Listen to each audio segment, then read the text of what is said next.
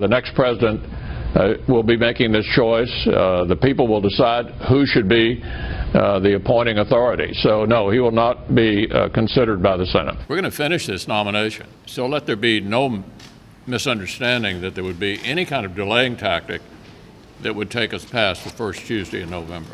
If Donald Trump were to name somebody in the final year of his first term in 2020, are you saying that you would go ahead with that nomination? The answer to your question is we'll see whether there's a vacancy in 2020. If the Supreme Court justice was denied next year, what would you do? We'd fill it.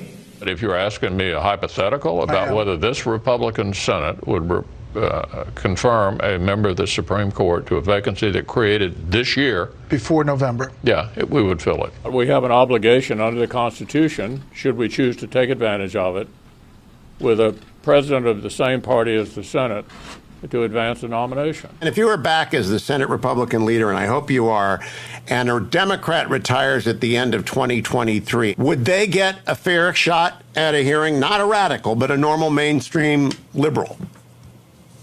Well, we'd have to wait and see what happens. The Supreme Court seat opens up next year, 2023, not an election year. You will at least hold hearings on President Biden's nominee.